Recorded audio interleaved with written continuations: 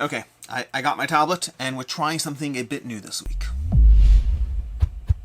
Hey, I'm Alex Radcliffe from Board Game Co, and this is News and Week in Review, going over news, games, what I play, topics of the week, all the usual stuff, and of course, all the videos of the past week. As usual, we'll have timestamps down below to all the relevant sections, and starting off the bat with news, and for that I have a tablet here. We're trying something a little bit different just to make the past few weeks I've been trying to throw in like pictures of stuff, and I just really don't like the look of just having a picture top in the top corner for like 5 seconds. I'm gonna be trying some things until I find something I do like, but I might try this, so we'll see how it goes.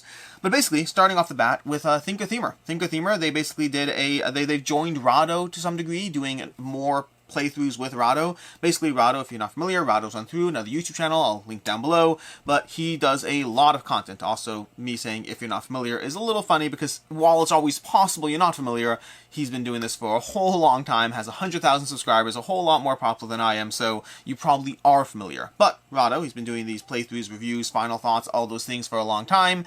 He had Shay from RTFM join the team a bit ago, and he's been doing videos with them, and it looks like we also have ThinkerThemer joining. Although, not the only one, there's another content creator whose name is escaping me. She has her own YouTube channel. She started doing videos with Rahdo as well. I don't know if she's going to be a regular or not, but she's been on the channel, and I'm blanking on her name, so apologies. Apologies. Oh my gosh, what is her name? I know her. She has her own channel. Either way, I'll have a link down below when I do remember, but basically Rahdo's looking like he's creating his own little network of people doing playthroughs and content over on his channel, and I just know ThinkerThemer, so we're talking about that briefly. Past that as well, by the way, congratulations to ThinkerThemer, a little overdue, but I just don't think I've mentioned it here, but they finally got married, so congratulations to them as well.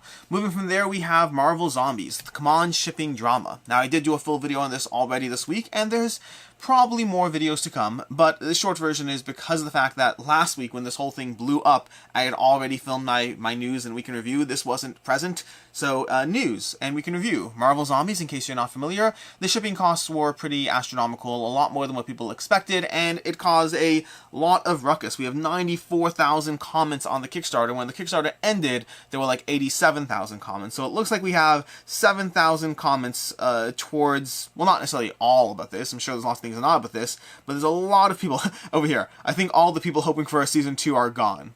That's amusing, but basically people are, the situation's not amusing, the comments amusing. Basically, shipping prices blew up. Again, I did a full video on Sunday, you can check that out. If it doesn't align with the opinion you want to hear, there'll be another video coming soon that might more align with the opinion you want to hear. With caveats, of course. I'm not just here to tell you I'm not just here to tell you what I think you want to hear. I'm here to tell you my opinion, but there's always ways and other aspects to touch upon. So more content coming around Marvel Zombies and shipping drama and all that stuff. From there we have Gloomhaven Helping App. The Gloomhaven Helping App from Esoteric Software. This is an app to help you play Gloomhaven if you're not familiar with it. Very, very popular, very successful. They kind of announced they wouldn't be able to do Frosthaven, and then they have a new announcement where it's not going to be available starting May 12th, which means go ahead and get your hands on it ASAP. Download it on all your devices that you want it on as soon as possible, because starting May 12th, it will not be available anymore, and it will be removed from the various app stores. Looks like there's a little kerfuffle with Gloomhaven, with Cephalofair Games. I'm not yet sure what to make of it, because my assumption is Isaac in general has never come across as vindictive or vengeful or against the community. I don't know what happened between Esoteric Software and Cephalofair that suddenly there's being asked to pay a license or different things on things that were common use before. So I don't have all the details, and I'm not going to paint any broad strokes around information I don't have.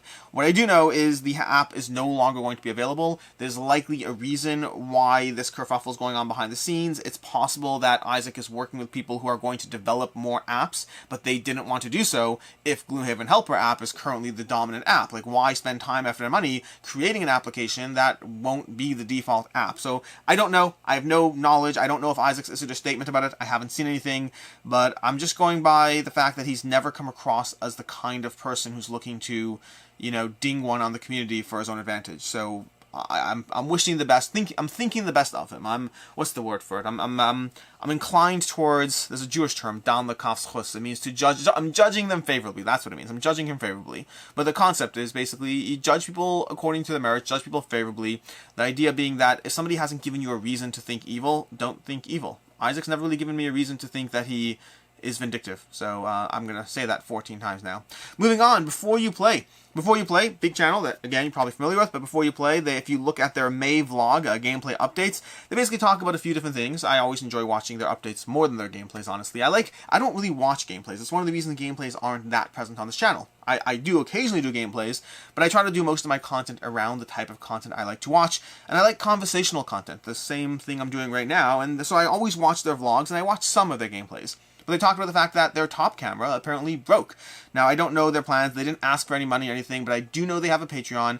If you are someone who likes Before You Play's content, and if you do want to support them, content creation is expensive. I don't know. I know they do some sponsored content, the occasional playthrough, but content creation is not cheap. I know that if you're trying to buy a new camera, it can run you anywhere from $1,000 to $5,000 or possibly more, depending on the type of gear you want to get your hands on to deliver quality content. And so having a $5,000 piece of equipment break isn't fun. Now, again, I don't know what their camera actually is or was or what they're buying. I'm just using generic stuff around what I have. And so to that end, I'm just mentioning that if you are a fan of Before You Play, and if you do like their videos, and if you want to see more gameplay content, it sounds like they're buying a camera no matter what, but they do have a Patreon in case you want to support them. And then lastly, a little bit of an update. This is actually the wrong link. I just didn't find the right link right now. I'll try to put the right link below. But effectively, Kickstarter over here, Kickstarter is doing a new thing, it looks like. They started doing things like this about a month or two ago, but they've started leaning a bit more heavily into it. The idea of they've started going more in content moderation, giving creators the ability to hide comments or report comments, and they won't be available to view until they are,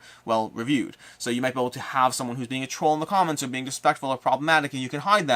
And there's always a balance because those features can be taken advantage of. You can hide comments that are actually not trolls and are worth knowing about, and then you'll be able to successfully hide it until Kickstarter can review it. So there's always, content moderation is always a balance. But then additionally, one thing they're doing, it looks like if you delete your pledge, your comments will no longer be visible. It sounds like they're leaning in that direction. So rather than saying, hey, this person deleted their pledge, and then you just click show comment, and of course you click show comment, because the spiciest comments ever on Kickstarter are from the people who deleted their pledge.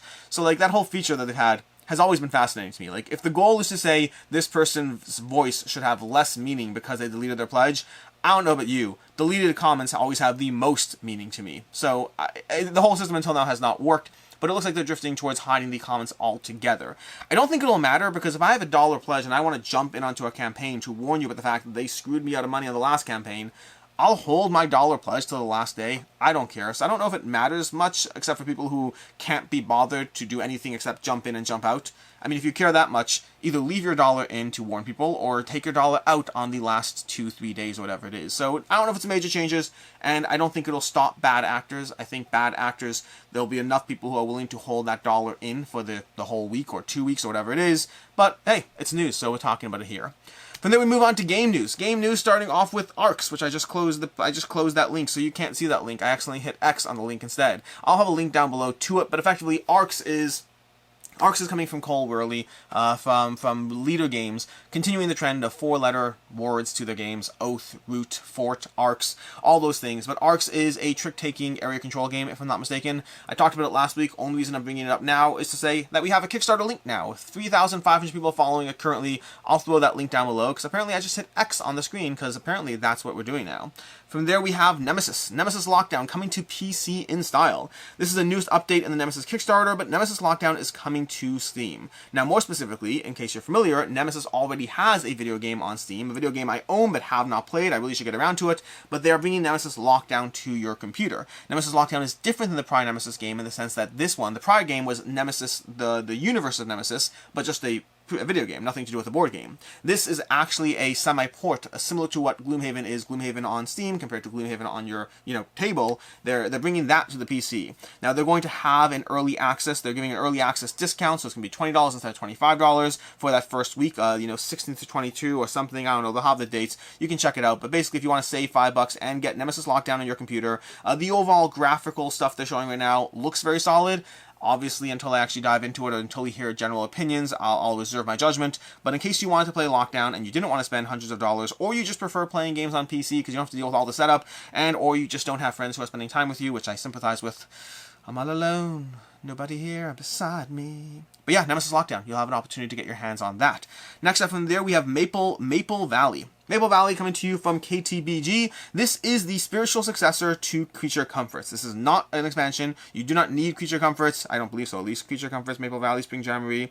I'm pretty sure you don't need it. It's in the world of Creature Comforts. I'm 99% certain. I don't see it over here, which is why I'm just hesitating. But I'm 99% certain this is a standalone game in the Creature Comforts universe. But that's not a surprise. Creature Comforts was easily KTBG's most successful game. Turns out little anthropomorphic creatures that have delightfully cute stuff sells well. See our previous discussion about Root. But Creature Comforts and Maple Valley, so we'll see. It's a game of traveling trails, finding friends, and celebrating new beginnings for 1 to 5 critters. By critters, I mean people. You shouldn't actually have critters at your table. It's not functional. Don't do it. See help.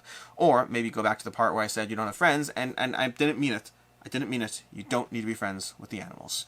From there we have Kickstarter, BoardGameTables. BoardGameTables expansions. Basically, again, we talked about this before, but I'm just announcing this one and throwing a link down below because this is effectively your opportunity to get free game promos for BoardGameTables. If you're going to back the Kickstarter anyways, you may as well follow this and you'll get a bunch of stuff. You'll get notified when the Kickstarter launches, which isn't a problem because you subscribe to this channel anyway, so obviously you'll know when the Kickstarter launches. But more importantly, you'll get a free promo for each of the expansions you back. So if you're backing 1, 2, 3, or 4 expansions, you'll get 1, 2, 3, or 4 promos. The good news is if you back 0 expansions, you'll also get 0 promos, so they are keeping it consistent across the board. And that is our news segment, which means I can go ahead and close this little guy up, and let's go into other stuff. I think I'm done with that. We'll find out later. Let's talk about other stuff, diving into the topic of the week. So, topic of the week is as follows. Playing games right. And no, I don't mean playing games with the rules right. That's a whole different conversation, but playing games right. See, I'm currently diving through Bardsong, and I am, slight spoilers towards my review, which is, slight spoilers, not major, and we'll talk about it more. You should definitely watch the review in case you're interested, because I have a lot of positive and negative things to say about Bardsong. But one thing that is a fact that I want to touch upon today is the aspect of grind. You see, I'm feeling the grind aspect of Bardsong as I dive into it. One of the negatives I have is the fact that I feel it's repetitive in what it's doing to a large degree. Again, lots of positives. Don't take this as a final review. This is just me talking about my experience and why it's the topic of the week and all of that. The topic of grind. See, I've been diving into Bardsong in, I don't know how many sessions I have now, maybe I have 4, maybe 5 sessions total. Not that many sessions, but each session has been variable between 2 to 4 hours in length. And they're all in the roughly 2 to 3 week span. So I'm like 15 hours into Bardsong or something at this point, but I don't know exactly how many, I haven't counted the hours, I just know what I'm up to. But I'm feeling it's very, very grindy in what it's doing. Lots of things I like, but just repetitive in what's going on. And this is a conversation that I've had around, differently, but a conversation I've had around games like Sleeping Gods, like Euthia, where sometimes when I talk about a game and when I review a game, I'll give my opinion, pros and cons, and some of the cons sometimes have to do with playing games consistently. Playing games rapid fire, like spending 10 hours on a game in a single week. And then I'll always get comments around them. And I'm not disagreeing with the comments, I think they're interesting comments to discuss, hence the topic. I'll always get comments around them of, hey, you're playing it wrong. You're powering through it. You shouldn't be doing that. Of course you'll burn out. You should play Sleeping Gods for an hour a week, not 10 hours across 2 weeks. That's not the right way to play. You shouldn't be playing your Eitherfield's dreams back to back. You should be playing a dream this week, a dream next week, a dream the week after. Of course you'll find there to be a bit of a grind as you cycle through the dream state or whatever it was called, the Nightmare World. I don't remember what the name of it was, but there's a part in Eitherfield's where you're just cycling around, and lots of content creators complained about it feeling grindy. And lots of content creators got feedback from people saying, hey, you shouldn't be playing it that often, that frequently, and rushing your way through it, because of course you'll feel the grind. And that's potentially true of Bardsong as well. Perhaps I will feel the grind because I'm rushing through it at a pace that your average person might not be. Now, there's a longer conversation about what your average person even means. I would argue that up until now, I still semi-qualified as average person because I still had a full-time job and was fitting all my game time into hours here and hours there. I was dedicated towards gaming, but that's because I've always loved gaming. That still might not make me your average person, so conversations, but that's part of the conversation. First of all, what consists of your average person? Secondly, what consists of playing a game right? You see, speaking for myself, if I try to play Bardsong once a week, I will never finish the game. I will never even try to finish the game. If it was my only campaign game ever, sure. But it would take me a year and a half to finish the game, and I just wouldn't do that. I want to play other games too, other campaign games even, and so I wouldn't play a game like that once a week. I would not be the target audience for any campaign game that you're supposed to go through slowly. Even games like Pandemic Legacy, which I'm a huge fan of, finished the game like 4 times now, 4.5 times. I'm halfway through Pandemic Legacy Season 0. I have found consistently that the best way to play Pandemic Legacy is to table and execute on the whole thing within a matter of like 2 months tops. If you let the thing drag out, if you let it continue to go, then you'll find that you just don't finish the game. It's the nature of at least for myself, for my group, myself, I find that playing things faster is better for me to actually finish them. And so I don't really know what the nature of playing it right or not playing it right. Now, again, I respect the critique. I respect the conversation. I think that there's a reasonable point to be had about maybe if you go through something too quickly, you will see elements of grind, elements of tediousness that you don't otherwise see if you pace yourself. If you play it a little bit here, a little bit here, a little bit there. Which goes back to the topical conversation here. How do you play a game right? What is the right way to dive into a legacy game, into a campaign game? How are they designed? Who are they designed for? This is an ongoing conversation about any aspect of game design. Who is the target audience for a game? The lighter a game is, the less of a fit it is for me, but the more of a fit it is for somebody else. The more a game leans into the IP and the theme over the mechanics, the more I might not be the target audience, with Marvel United being the exclusion, but I might not be the target audience, but the more it might be the target audience for someone else. Games always have to be designed around certain people, and often some factors are more evident than others. The focus on narrative, on theme, on those elements often come across very strongly when you're looking into a game to begin with. The focus on a game's weight, on how heavy it is on mechanics, it might not be immediately obvious, but something you can often research and is quickly touched upon. But how a game is designed to be played isn't something we often talk about. At least I don't think so. I think it's usually talked about when somebody doesn't like the game that you like, and then you tell them they're playing it wrong. That is how it's talked about. But I'm not saying that sarcastically, I'm saying that genuinely. Because while I disagree with the general narrative that if a person doesn't like a game, they're playing it wrong, I do have that instinctive question. If you don't like a game that I love, my first question often does come down to, who did you play it with? Did you play it with the expansion? How did you play it? This, that, the other. Now, I try to hold them back unless we're friends because I don't want to be a jerk. But if you are my friend and I want you to experience that, I will ask some of those questions. I try to be specific. Like I remember with Jesse, when I first talked to Jesse, he had first played Quackalope, when he had first played Zombicide, and he said he didn't like it. I was like, did you play it with, like, how many people did you play it with? He's like, 6 people. I'm like, ooh, you don't want to play Zombicide with 6 people. That's not a fun experience. When I was talking to Devin from Devin Talks Tabletop, make sure to subscribe to him. When he hits 10,000 subs, he's going to get a hamster. But when I was talking to Devin from Devin Talks Tabletop, and he didn't like Seven Wonders, I was like, listen, I'm not saying you do or don't like it, but I recommend leaders. I think it adds a good level of depth. And he tried, and he still didn't like it, and that's fine. There always is an instinct to share the things we love with others, and then to kind of want to make them play it right. Now, I'm kind of ignoring the other aspects of player count and expansions and all those other things, but how do you play a game right in terms of the frequency you're meant to dive into it? A game that you're playing every single week, again in, again out, you might be exposed to a different level of grind. It might not be the ideal experience. Now, I'm still going to review the games that I cover. I'm still going to dive into them. And in general, with most games, I do try to space myself out a bit. I try to, when I have time, since I'm on a timeline and I can't, but when I have time to do it, I'll try to play the game, give it a week or so, play it again, give it a week or so, play it again, and then hopefully get a somewhat reasonable time frame. It's not going to be perfect. My experience is never going to be exactly the same as what yours would be, but at least it's not like, hey, I played the game today, then I got 2 more games in today, and I'm reviewing it tomorrow with no time to let it sit and breathe. I like to give myself time for it to sit and breathe. But that's true for a normal game. For a campaign game, my sitting and breathing might be a 3-week span, when actual experience of the game might be 6 months for you. And so I don't have an answer. I just know that I'll tell people how I experienced it. Whenever I cover a game, I'll tell people the way I played it. I'll tell people the way I approached it and dove into it, and they'll have to extrapolate from there whether my experience is likely to be similar to theirs. But ultimately, at the end of the day, I just don't know if I'm playing a game right or not. From there into games I played. Now this time I'm going to have to dive into 2 different sections here because there's 2 different sections of the games I played. Let's go ahead and start this off. Basically, I haven't logged on my plays. I've been getting further and further behind in logging my plays. I do catch up. I play catch up. So, when did we last do my week in review? I don't remember where I left off last week. I'm going to go straight to my email because I think I covered all the ones in my app. I use BG Stats for my reviews, and I think I have them all logged there, so I'm just going to go to my email draft where I know I have all the things I didn't log. Let's go ahead and see what I played. So, we have Mythic Mischief. I got another play of Mythic Mischief. I had a bunch last week. I don't know if I told you about them. It depends on when I filmed the video and when I started recording. But Mythic Mischief is another game. I dove into it even further, even after what I did last week. Basically, I have some videos coming where I play games with Austin Harrison from Ivy Games. We played Mythic Mischief. We played Santorini a few times. We played TAC a few times. It was a conversation and a bunch of gameplays around abstract games. So we'll be talking about that. I got another play of Lorenzo Il Magnifico with the expansion. Again, I've just been enjoying it, and we wanted to dive into it. One of my regular game group members who has played Lorenzo in the past has not played it with the expansion yet, and so I was, showing him the expansion. He liked it. We all liked it. We generally like Lorenzo, so yeah, good stuff there. Also, he won by 1 point, like 169 to 168.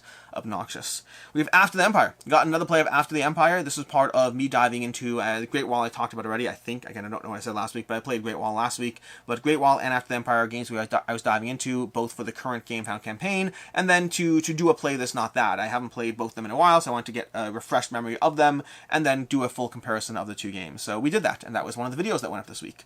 We have Golem. Got another play of Golem. Still enjoying it, still liking it, solid. My biggest complaint is, from a pure mechanics part, it's equitable to the Lorenzo and Coimbra as far as how much I really enjoy the game.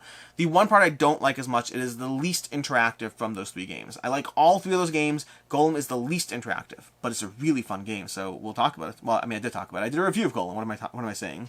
We have Phantom. Phantom of the Opera. Gotten 2 plays of that one. It's one I haven't played in a while. I really enjoy it. It's a version of Mr. Jack, in case you're not familiar, but I really like Phantom of the Opera and Le Fantôme de l'Opera or whatever, and it's my preferred version of Mr. Jack. It's one I don't dive into a lot, but every time I do, I'm glad I own it. It's a good one to come back to.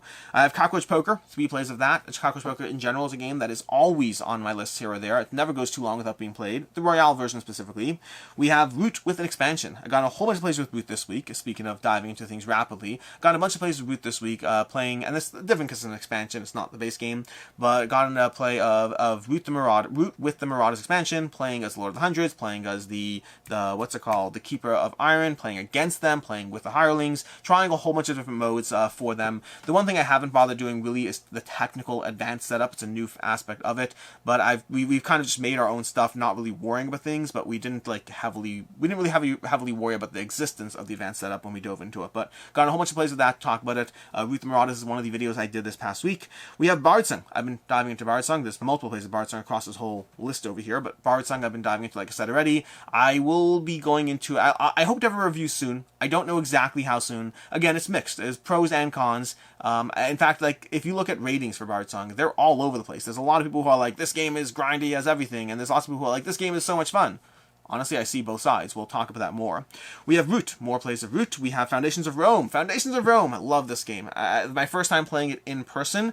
I've previously done content on the game, but I will have a full actual review of this game. I will probably have a playthrough of this game, and I already had an unboxing of this game. I hope they bring this back to Kickstarter. I think there'll be a lot of people who want to get their hands on this one.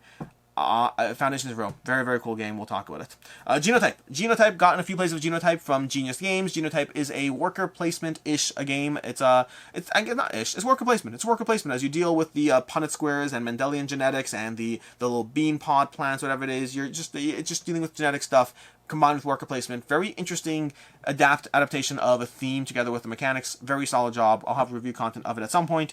We have Codenames, like 9 plays of Codenames. I did a Codenames a Twitch stream live. I've done it before. This is with Tim Riel, behalf of AEG, as part of CG, part of CG's games or whatever. He streams Codenames like twice a week, every week. I think it's twice a week, Mondays and Thursdays if I'm not mistaken. But this is my second time on the show. I was on with Professor Meg, and I'm not going to give you any spoilers in case you want to watch it, but there were a lot of assassins in the game. In the games we had 9 games of Codenames, I think, maybe it's 10. A lot of assassins showed their ugly heads, but yeah, you can check that out. We have Majesty of Dragons. Majesty of Dragons is an upcoming game. This is a online play TTS of a game called Majesty of Dragons, a 2-player head-to-head game of collecting dragons. I was skeptical initially. Like, I often meet with people to see if a game is something I'm willing to cover, and often I'll play it. And I was very, very skeptical at first, but the short version is I have them sending me a prototype. That is not telling you what the review is. It's telling you that I liked it enough to be tempted by it. And we'll talk about it more when I actually cover it. But I went from being very, very skeptical to being very intrigued fairly quickly. we have Tenpenny Parks. Got another play of Tenpenny Parks. This is just to finally get a review, and one of the things I had not done, I've played Tenpenny Parks a whole bunch, but I like to get it, I want to get it in all different player counts, and I hadn't yet played it as a 2-player game, so I want to dive into that to get a 2-player experience in. I know I haven't played it solo, but I'll have a review content of it, 2, 3, 4-player, with kids, with adults. I don't know if I say with kids in the video, but basically, I played Tenpenny Parks with, and when I say with kids, with adults, I don't mean with kids and adults, I mean I've played it with my children, and I've played it with adults alone, so getting both. In general, I'm always mindful of mid-weight games. I could play them with my kids, but I often want to get at least a few plays in with just adults, because if I just experience my kids, it changes the way I approach and look at the game. It's not necessarily a bad thing for myself, for my own opinion, but it's not great for content that's going out there towards other people who may not be thinking of it from a kid's stance.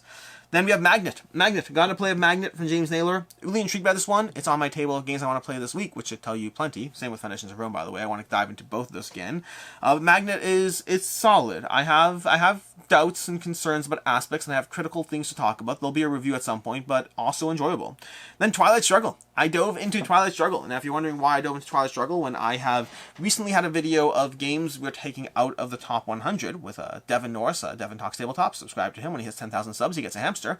But basically, Devin and I are doing a play that's not at that of Twilight Struggle and Watergate. But that does mean I haven't played Twilight Struggle in like 6 years, or something like that, so I wanted to get a play in of that. More than a play. I got in a play of it, and I'm going to be playing with Devin as well, and then we'll be doing a play that's not that. And that is... No, I feel like there's more. No, that's everything I have. Those are all the games I have played this week, which is not bad. It's not the worst week, not the best week, but pretty decent, all things considered. And from there, let's dive into the week in review. So, week in review. Saturday I did a review of Mountains Out of Molehills. Mountains Out of Molehills, that's the name of the title, from the OP, the OP. 3 out of 5 for me. It's a very kid-focused game. That's one I only played with kids. I viewed it very much as a kids or family weight experience. Solid, enjoyable, but also didn't hit it out of the park for me in any particular area past the production. The production value and the way it has 2 layers really pulls in the kids and makes them more invested. For me, it's a little fiddly. Overall, 3 out of 5. Enjoyable game, but not one I'm clamoring for. Later on Saturday, we had Euthia, Torment of Resurrection, a review of that one. Lots of solid things going on in Euthia. Honestly, my opinion of Euthia is probably similar to my opinion of Bardsong, which is I really like the elements of upgrading going on, of building out your character, and I really like a lot of things that the game is doing, and then other aspects that the game is doing just don't pull me in enough. Euthia has a fairly long playtime for a very fun character upgrading experience, but not fun enough for the playtime. For me, it's a 3.5 out of 5. I really enjoy it, really like it, happy to play it. Little parts of me are sad that I'm not going to continuously dive into it unless asked to. Like Jesse, I know, is playing more, and I was like, hey, give me a shout. I'm happy to play more. Like, I like the game, but I don't know if I like it enough to keep it. Let me rephrase that. I know I don't like it enough to keep it. It's a big box and a big commitment, and the game time to what you get out of it is a little longer than I'm looking for. So 3.5 out of 5. Currently on GameFound for the reprint and all the expansion stuff. Later on Sunday we had a video, Feeling Cheated by CMON, or CMON Screwed You, or various very antagonistic titles, intentionally, because, I mean, that is the conversation we're having. But basically, that was a video talking about the whole shipping drama. And the short version of that video is, I'm not heavily going to talk about the video now, because I will be talking, again, I will be doing a full other video on the subject. But the short version is, I both was critical of their communication, and their lack of communication, I should say, the way they handle things, and that's something I've always had with CMON. I always have defended them in a lot of areas while also being critical of their communication. That's usually the big area where I feel they just could and should do better. But overall, the video was fine. It did really well, and did really well for me, by the way. For context, when I say did really well, I mean that is a very hot topic to wade into. And I had a 90% like ratio and a 10% dislike ratio. And when I wade into a title like that, getting a 90 to 10%, I am fine with. That is a win for me. Because sometimes with these conversations, my standard like-dislike ratio is like 97 or something like that. You'll always have people who dislike things. My favorite is when you put a video up and in 2 seconds you get 2 dislikes. It's like, hey, buddy, you didn't even watch the video. I get it, you don't like me, but why are you subscribed? But again, I don't mind. It's all good for the algorithm. It's all fine there. But yeah, so I do judge how poorly I misstepped based on the like-dislike ratio. If I get a whole bunch of people who dislike a video, I have to question, did I misstep? Did I miss the mark? Did I miss the ball entirely? And I don't think I did. I think there are people who disagree with me, and that's fine. That's the nature of things, and we'll talk about that more. There's going to be a full other video, because there are elements that I could have and should have hit upon harder, which I didn't in that video, and that's a fair critique. And we'll talk more about that in another video coming up at some point. But the short version, it might be tomorrow. I don't know yet. I haven't filmed it yet. But the short version is, I think CMON shipping prices are potentially valid. Potentially valid means I have no problem believing that they're accurate. Just the nature of the world right now. Like, I've already talked to multiple publishers who reached out to me. Like, after that video, I've had multiple publishers who reached out saying, yeah, those prices are completely fair. We're just eating those costs. And you're like, well, then CMON should eat the costs. Maybe. That's absolutely a conversation we can have as well. If other publishers are, I mean, it's a very complicated conversation. I'm going to have several more videos about the general nature of just how bad it is out there for publishers. And CMON does have a handicap that many don't. And it's a handicap that you're not going to be sympathetic to. And I understand that. I do understand that. But they're a publicly traded company, which means they have stockholders and shareholders and expectations to meet. They can't simply eat costs the ways other people can. And you might be critical of that, but honestly, I don't expect anyone to eat costs. I don't. The fact that some people have had to, I'm incredibly sympathetic to that. And the fact that CMON is a big corporate entity, well, we'll talk more about why that doesn't bother me. There's a lot of reasons why it doesn't bother me. I like CMON Kickstarters. I like CMON games. I just wish they'd communicate better so I could defend them completely instead of going with like, hey, they suck at communication, but also let me defend them here. I wish I didn't have to give it a caveat. But again, we'll talk more about it. There are many reasons to never, ever back a CMON campaign. And we're going to go through all of them. Then on Monday we had to back or not to back. A whole bunch of games. Nothing that was overly tempting for me. I backed Fliptown because I already played it and I liked it, so that's an easy back. But a whole lot of games that I want, but I'm not willing to spend the money on right now. We have Uprising, The Curse of the Last Emperor, which is an expansion and all that for Uprising. That was a game that wasn't really for me anyway. Well loved, but I'm not the target audience for it. We have G.I. Joe, the Heroes of the Grid system. I don't remember what it's called, but G.I. Joe something. We had Waste Knights, Beyond the Horizon, the expansion. A lot of games, a lot of expansions, a lot of content out there. I got away with a like $25 back, so I'll call that a win for the week. On Tuesday, we had several reviews. We had a review for Root, the Marauders expansion. Gave it a 4.5 out of 5. Technically, I didn't actually say that in the video. It just matches my experience with Root, which is a 4.5 out of 5, which is a spoiler to Root when I review it shortly. But basically, I really like Root, really enjoy it. I have critiques, but overall, it's one of those games that I love playing. It's just so good at what it's doing. But we'll talk about it more. Root and the Marauders expansion. The Marauders is more of the same, and the Hirelings really make Root a better game at 2 and 3 players. So very, very solid opinion there. Later on Tuesday, we had a review for Keresis, Quest of Elements. That was a 3 out of 5. It's an okay game. I enjoyed my time with it, but I don't need to play it or own it. It's fine. It does a good job. It's a little light and a little fiddly, but otherwise, it does some fun things at the same time. Later on Tuesday, we had a review for Planet Unknown. That was a 4 out of 5. Planet Unknown is delightful. Really enjoy it. Really not happy with the component quality. It feels like a cheap game, which is unfortunate. And I think it does the game a disservice because I think it's a really, really good game. It might be issues with the shipping and pandemic and costs and a million different things. I don't know what went behind the scenes there. I don't know if they made money or not. I don't know if they were able to pay themselves or not. Again, it's messy out there in Kickstarter publisher world. But short version is Planet Unknown is a 4 out of 5. I know Tom Vassell from the Dice Tower recently reviewed it as well, gave it a seal of excellence, so I'm definitely not alone in this one. Not that it matters if I am alone. I'm perfectly comfortable being alone. I'm not that comfortable being alone. I like having other people agree with me. I do. It's validation. I like validation, so sue me. Then on Wednesday I had a live video. The goal is for me to be doing these every single week. I don't know, well, actually, technically I said every other week, but I'm going to be trying for every single week. I would like to do live content consistently. Now that I'm full-time, I think there's no excuse to not engage with you more actively and more heavily, and to that end, I hope to engage with you and plan on engaging with you. Hi, Studio, what's up? Sounds good. Excellent. Sounds good. See you later. Will do. So, going back to what I was saying, live video. Did a live video on Wednesday. Really enjoyed interacting and doing all that. I'll be doing it more often. I don't know if it'll always be Q&As. It might be Q&As one week. It might be review, a top 10. It might be gameplays. I hope to experiment. I like interacting more directly, and live videos are always a good way to do that. Then we had on Wednesday, later on Wednesday, we had After the Empire versus the Great Wall, doing that comparison video I mentioned earlier. If you missed that, short version is both are great games for me and for Shira, who did it with me. The Great Wall won. It's a better game for both of us, although very, very close. We really enjoyed both those systems. Then on Thursday was games leaving the collection. A whole bunch of harder games to leave. This is just the way things are going to be. More and more, I'm playing amazing, great games and having a harder time getting everything I want tabled, and so some solid games are just leaving. It's unfortunate, but it's the reality of the situation. Again, these are very much first world problems, but I had Mutants leaving from Lucky Duck Games. Really like that one. I'm pretty sure I gave it a 4 out of 5. I might have given it a 3.5, but I'm pretty sure I gave it a 4. We have Between Two Castles, Magic and Ludwig. Really like that one. Gave it a 4 out of 5 as well. I think it might have been a 3.5. I don't remember exactly where these games landed. Maybe it was even a 3. I don't even know. It might be I reviewed that one before I started doing the 0.5s, and before the 0.5s, lots of 3.5s landed at 3s. Either way, both of them are really good games that are leaving my collection that I'm sad to see go, but I have reasons that come down to I'm picking other games over them. It's just the nature of the things, the collections and all that stuff, and it's all based on my own personal preference, obviously, of what I value the most and I like the most. So extrapolate that only so far. Like, I know Devin talks tabletop. Devin, if you subscribe to him, if he gets 10,000 subs, he's going to buy a hamster. But basically, I know he vastly prefers Between Two Castles of Magic and Ludwig over Seven Wonders, and I vastly prefer Seven Wonders over Between Two Castles of Magic and Ludwig.